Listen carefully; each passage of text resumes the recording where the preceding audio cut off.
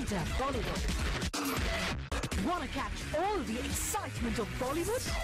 Just log on to zoomtv.in. Enter Bollywood. Wanna catch all the excitement of Bollywood? Just log on to zoomtv.in. Enter Bollywood. Wanna catch all the excitement of Bollywood?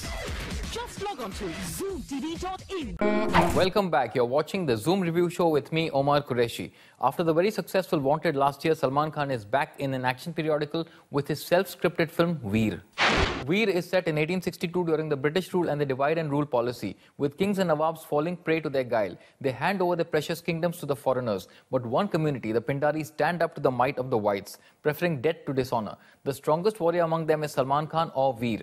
As he leads them, he has to battle not just the invaders and traitor kings from surrounding provinces, but also his jealous tribesmen. The epic movie is actually a love saga trying to fall between a gladiator and a Troy. And like in most epic adventures, Veer falls for his enemy's daughter, and this heightens the drama.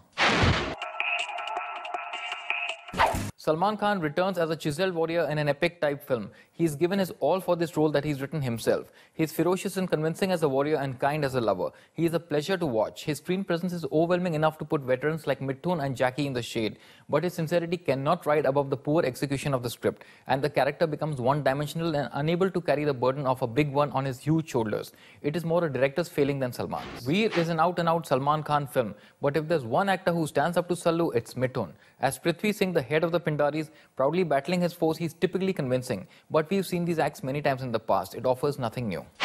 This is newcomer Zareen Khan's debut. She has a startling resemblance to Katrina Kaif, but a bigger, more wholesome version. She has also apparently used the same dubbing artist as Katz. We wonder why. But the pretty Zareen has made an impressive entry in Bollywood, though her role is ill-defined in a supposed love story.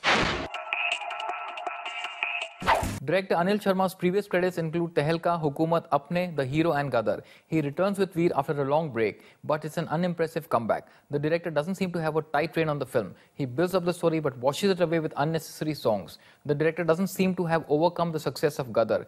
There are traces of Gadar throughout Veer. It's a typical Anil Sharma movie. Unfortunately, it is too outdated in execution. People flying off horses and cannon wars need to be more convincing for today's generations. Also, there are way too many liberties taken. How does Salman Khan, a tribal, land up in London, kill people and walk around scot-free speaking English? Why does he have a pre-climax fight with his own clan, giving a chance to the British to recoup? It is suspended logic and it is way too long. It just doesn't work. Veer is more in the news as Salman is the story writer of the film. He penned it down 2 decades ago inspired by Taras Bulba. The movie also has traces of Manmohan Desai's Mard and Dharamveer. I also found traces of Troy and Gladiator in it. The film has been very well shot. Veer is the first Bollywood movie to be shot at Buckingham Palace, and cinematographer Gopal Shah has not wasted the opportunity. The views are breathtaking, especially of the war sequences.